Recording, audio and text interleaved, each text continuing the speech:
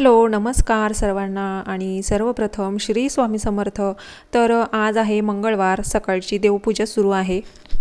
तर पूजा करण्याआधी मी काय करते, सर्व जे वरचे ज्या खिडक्या आहेत, वरती एक खिडकी आहे, तिथे एक लाईट आहे. मी संध्याकाळच्या वेळेला तो लावत असते, म्हणजे रात्रीच्या वेळेला. देवाच्या ठिकाणी असा अंधार करायचा नसतो, म्हणून मी काय केलं, छोटा लाईट तिथे लावलेला आहे मंदिरामध्ये. रात्रीच्या वेळेस मी तो लावून देते. त्यानंतर मग आता जे लटकन लावलेले आहेत ते मी पुसून घेते, कारण की खिडकी आहे तिथे दिवसभर उघडी असते, त्याच्यामुळे बाहेर असलेली धूळ सर्व देवांवरती, ज्या वस्तू आहेत त्याच्यावरती येऊन बसते. त्याच्यामुळे सर्व देवांच्या ज्या वस्तू असतात त्या रोजच्या रोज क्लीन झाल्या पाहिजे.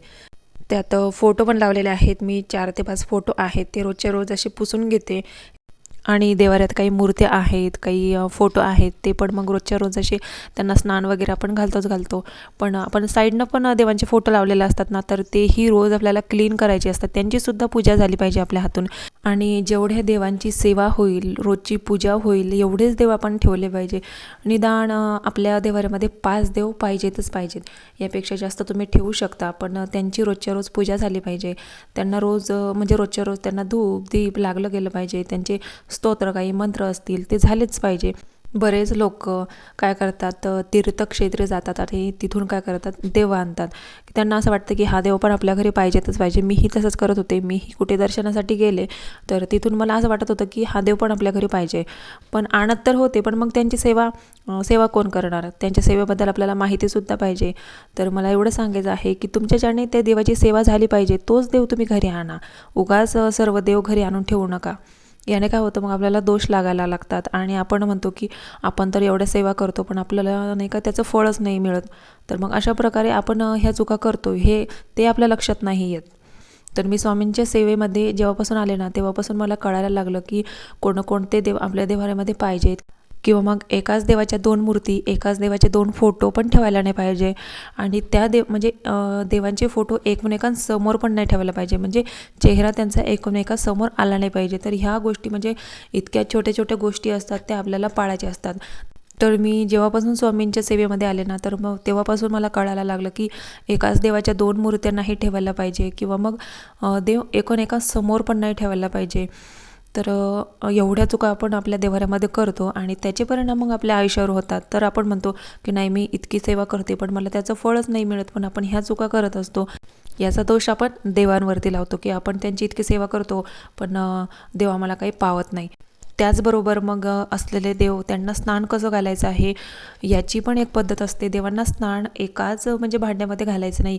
कोणी काय करतं, एकाच भांड्यामध्ये देव ठेवून देतं आणि त्यांच्यावर पाणी टाकतात, म्हणजे एकाचं उष्ट पाणी एकांना लागतं. तर याचासुद्धा आपल्याला दोष लागतो. तर स्नान कसं घालायचं, एक देव हातात घेऊन त्यांच्यावरती पाणी सोडायचं आहे. आणि देवांना स्नान जेव्हा आपण घालतो ना, तेव्हा म्हणजे एकदम गप्प बसून कोणतीही पूजा करायची नाही. तुम्ही कोणत्याही देवाचं जप नामस्मरण करू शकता, किंवा स्तोत्र मंत्र तुमचे तुम्ही म्हणू शकता. गप्प बसून देवाची पूजा कधीच करायची नसते. पूजा करण्याआधी साईडला एक दिवा लावून घ्यायचा, त्यानंतर आपल्याला सेवेला किंवा मग देवपूजेला सुरुवात करायची.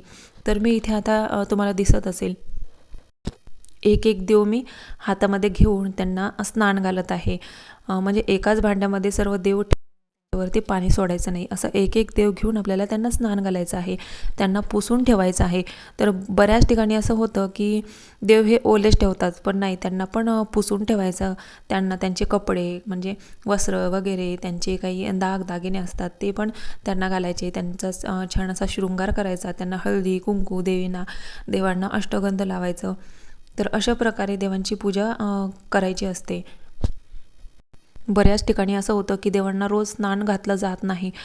तर मला हे थोडं चुकीचं वाटतं, कारण की आपण इतका दिवसभरात वेळ TV बघण्यासाठी, मोबाईल बघण्यासाठी किंवा मग आपल्या पर्सनल कामासाठी काढू शकतो. मग 5 ते 10 मिनटं आपण देवांच्या पूजेसाठी काढू शकत नाही का? त्यांच्या सेवेसाठी काढू शकत नाही का? तर जितके देव आपण आणलेले आहेत त्यांची रोजची पूजा, त्यांचे मंत्र स्तोत्र, त्यांची सेवा झालीच गेली पाहिजे. उगाच आपण देव घरात आणून ठेवायचे नाहीत, त्यांचा दोष आपल्याला लागतो. तर मला एवढी काही माहिती होती, मी तुम्हाला दिलेली आहे. बऱ्याच ताई मला फोनवर विचारत असतात की ताई, हा देव आम्ही ठेवू का, तो देव आम्ही ठेवू का, किंवा मग परत त्यांच्या घरी एकाच देवाचे 2 फोटो असतात, तर ते मला विचारत असतात. म्हणून हा विषय मी आज घेतलेला आहे.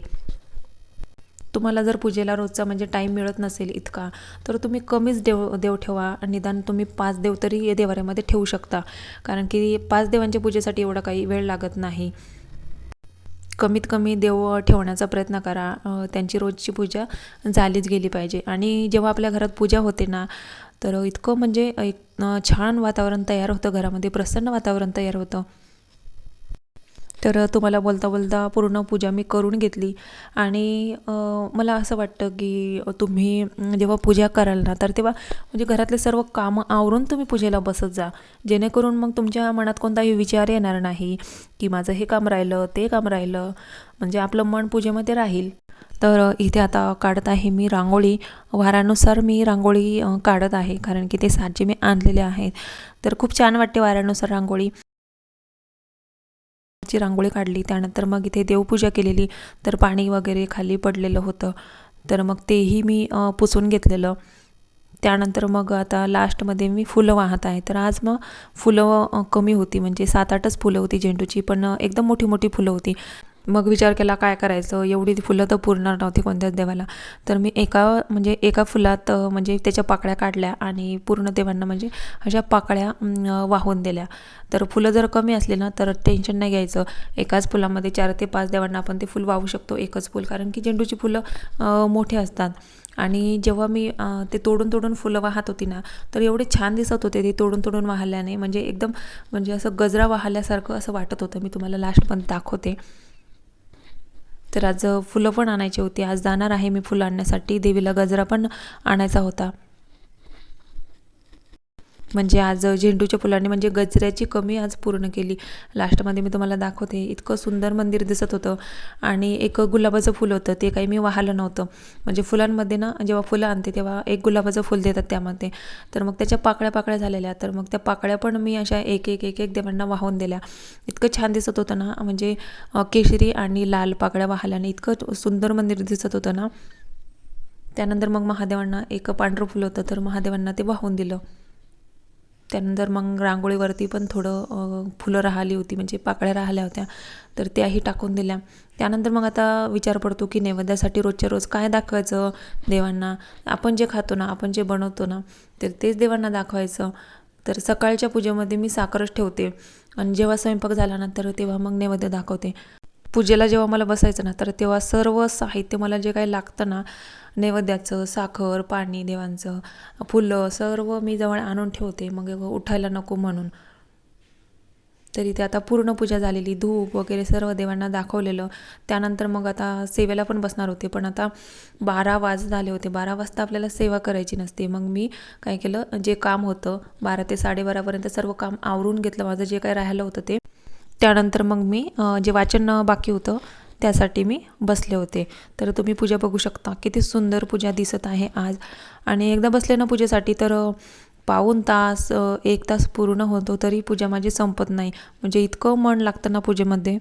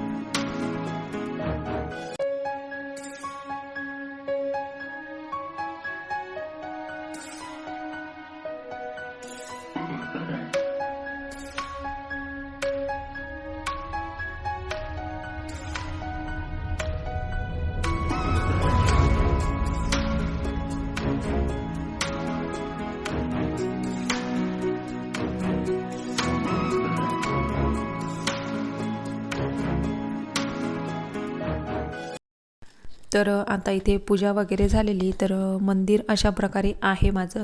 एका ताईने कमेंट केली होती की मंदिर खूप छान, तर त्यांना माझं मंदिर खूप आवडलं. तर मला ना म्हणजे माझा अर्धा दिवस तरी इथं जातो. तर मला म्हणजे माझं मन इथं लागतं. तर मी जेवढं मला आवडतं तसं मी मंदिरामध्ये चेंज करत असते. तर जास्त पण असं म्हणजे डेकोरेट नाही केलेलं. जेवढं आपण वस्तू आणून लावू ना घरामध्ये, तेवढी साफसफाई पण वाढते. त्याच्यामुळे मी कमीच वस्तू खरेदी करते, म्हणजे शोच्या. जास्त बटबटीत पण नाही, एवढं चांगलं नाही दिसत. जेवढं आपण सिंपल ठेवू ना तर तेवढं चांगलं दिसतं कोणतीही गोष्ट. त्याच्यामुळे मी असं सिंपलच ठेवलेलं आहे मंदिर.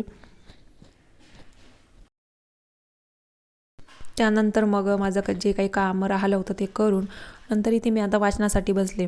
तर वाचन काय, आधी आपल्याला स्वामी स्तवन वाचायचं, त्यानंतर मग 3 अध्याय घ्यायचे, त्यानंतर मग 11 माळी जप करायचा, त्यानंतर मग तारक मंत्र. ही झाली स्वामींची नित्यसेवा. त्यानंतर मग इतर देवांच्या पण सेवा असतात, त्या पण मी तुमच्यासोबत शेअर केलेल्या आहेत याआधी पण. तर एवढी माझी सेवा असते. हॅलो, नमस्कार, श्री स्वामी समर्थ सर्वांना. तर एका ताईंची मला अशी कमेंट आली होती की ताई, मला स्वामी सेवा करायची आहे, पण माझं ऑपरेशन झालेलं आहे, तर मला तुम्ही स्वामी सेवा कशी करतात किंवा काय काय करायचं असतं स्वामी सेवेमध्ये, याबद्दल तुम्ही मला थोडीशी माहिती सांगा. तर त्यांना मला एकच सांगायचं आहे की तुम्हाला जर स्वामी सेवा सुरू करायची असेल ना, तर तुम्ही आधी स्वामींचा फोटो आणा. स्वामींचा फोटो खूप आवश्यक असतो जेव्हा आपल्याला स्वामी सेवा करायची असते. कारण की आपण जेव्हा स्वामींची सेवा करतो तर आपल्या समोर आपले स्वामी पाहिजेतच. त्यामुळे तुम्ही आधी तर फोटो आणा आणि नंतर मग तुम्ही स्वामी सेवेला सुरुवात करा. स्वामी सेवेला सुरुवात कशी करायची, तर तुम्हाला 2 ग्रंथांची आवश्यकता असते, एका माळेची आवश्यकता असते. तर तो ग्रंथ कोणता आहे ते मी तुम्हाला सांगते. सगळ्यात पहिला ग्रंथ म्हणजे नित्यसेवा स्तोत्र व मंत्र. हा ग्रंथ तुम्ही आणा. यातून बघून तुम्ही जर तुमच्याकडे स्वामींची मूर्ती असेल तर तुम्ही स्वामींना अभिषेक जेव्हा करायचा असेल ना, तर पुरुष सुक्ताचं पठण करून आपल्याला स्वामींना अभिषेक करायचा असतो. तर हे जर तुम्ही म्हणजे हा ग्रंथ जर तुम्ही आणला ना, तर तुम्हाला म्हणजे मी काय सांगू, तुम्हाला कोणत्याच गोष्टीची आवश्यकता राहणार नाही. विविध देवांचे स्तोत्र मंत्र वारानुसार सेवा या ग्रंथामध्ये असतात. तर तुम्ही स्वामींची सेवा करण्यासाठी सर्वात महत्वाचा ग्रंथ म्हणजे स्वामी चरित्र सारामृत. तर हे तुम्ही आणा. तर याचं वाचन कसं करायचं, याच्यात एकूण 21 अध्याय असतात. तर ते 21 अध्याय आपल्याला दररोज डेली 3 अध्याय घ्यायचे असतात. 11 माळी जप करायचा असतो आणि 11 वेळा तारक मंत्र. तर एवढी स्वामींची सेवा नित्य सेवा आहे. तर याचं पठण कसं करायचं आहे रोज, तर ते मी तुम्हाला सांगते. मला नित्यसेवा करण्यासाठी संकल्प करायची आवश्यकता नाही. ती आपली रोजची नित्यसेवा असते, त्यासाठी संकल्प वगैरे काही करायचा नसतो. तर आता नित्यसेवा कशी करायची, स्वामी चरित्र सारामृत याचे तुम्हाला रोज 3 अध्याय घ्यायचे असतात. ते 3 अध्याय आपल्याला काय घ्यायचे असतात, एक असतो आपला वर्तमान काळासाठी, एक असतो भूतकाळासाठी आणि एक असतो भविष्य काळासाठी. तर अशा प्रकारे आपल्याला 3 अध्याय घ्यायचे असतात. आपलं काही मागच्या जन्मीचं जे पाप असेल तर ते आपण जेव्हा स्वामी सेवा करतो ना, तर ते नक्कीच कमी व्हायला सुरुवात होते. एकदम नष्ट नाही होणार, पण त्याचे जे भोग असतात आपले ते कमी व्हायला नक्की सुरुवात होते. तर 3 अध्याय कसे घ्यायचे आहेत ते तुम्हाला समजलं असेल. रोज आम्ही जर गुरुवारी सुरुवात करणार असाल ना, तर पहिल्या दिवशी 1, 2, 3, दुसऱ्या दिवशी 4, 5, 6, तिसऱ्या दिवशी 7, 8, 9. तर अशा प्रकारे आपल्याला अध्यायाला सुरुवात करायची. 3 अध्याय, 11 माळी जप आणि तुम्ही 11 वेळा तारक मंत्र घेऊ शकता. तर एवढीच आहे स्वामींची नित्यसेवा. तर यात काही तुम्हाला समजलं नसेल तर नक्की मला कमेंटमध्ये सांगा. आणि त्यानंतर मग आता बऱ्याच जणांना प्रश्न पडतो की सेवेला सुरुवात कशी करायची. तर सेवेला सुरुवात आपल्याला स्वामी स्तवनाने करायची असते. स्वामी स्तवन तुम्हाला कुठे मिळेल, ह्या ग्रंथामध्ये सर्व काही स्तोत्र मंत्र आहेत. तुम्ही यामध्ये जेव्हा सेवेला सुरुवात करताना यामध्ये स्वामी स्तवन असतं. तर स्वामी स्तवन आपल्याला आधी म्हणायचं आहे, नंतर स्वामींच्या सेवेला सुरुवात करायची आहे. तर तुम्ही स्वामी स्तवन आधी म्हणा, त्यानंतर तुम्ही 11 माळ जप करा, त्यानंतर 3 अध्याय घ्या, त्यानंतर मग स्वामींचा 11 वेळा तारक मंत्र म्हणा. ही आहे स्वामींची नित्यसेवा. साधी सोपी सरळ स्वामींची नित्यसेवा आहे. यामध्ये अटी वगैरे काहीही नाही.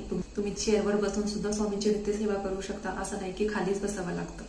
तर त्या ताईची कमेंट अशी होती की ताई, मला सेवा करायची आहे आणि मी खाली बसू शकत नाही, माझं ऑपरेशन झालेलं आहे, तर मी स्वामींची नित्यसेवा कशी करू. तर तुम्ही चेअरवर सुद्धा बसून स्वामींची नित्यसेवा करू शकता. कोणत्याही ग्रंथामध्ये असं लिहिलेलं नाही की तुम्ही फक्त खालीच बसून स्वामींची नित्यसेवा करायची किंवा इतर देवांच्या सेवा करायच्या आहेत. तर तुम्ही देवासमोर चेअर टाका, त्यासमोर एक टेबल ठेवू शकता, त्यावरती तुम्ही मग ग्रंथ ठेवून वाचू शकता. असा हातात घेऊन ग्रंथ वाचायचा नाही. कोणताही ग्रंथ हातात घेऊन वाचायचा नसतो. असं स्टँड मिळतं, तुम्ही याच्यावर ठेवून सेवा करू शकता. तर अशा प्रकारे स्वामींची नित्यसेवा करायची आहे. ज्यांना काही प्रॉब्लेम असेल बसायचा त्यांनी चेअरवर बसून किंवा मग पुढे टेबल ठेवून स्वामींची नित्यसेवा करू शकता. तर अशा प्रकारे मला जी काही माहिती होती मी तुम्हाला दिलेली आहे. यात काही तुम्हाला समजलं नसेल तर नक्की कमेंटमध्ये तुम्ही मला विचारू शकता. तर तर आजचा व्हिडिओ तुम्हाला कसा वाटला, आवडला असेल तर लाईक, शेअर, कमेंट आणि चॅनलला नक्की सबस्क्राईब करा. तर चला भेटूया अशाच एका नवीन ब्लॉगमध्ये. तोपर्यंत सर्वांना बाय आणि सर्वांना श्री स्वामी समर्थ.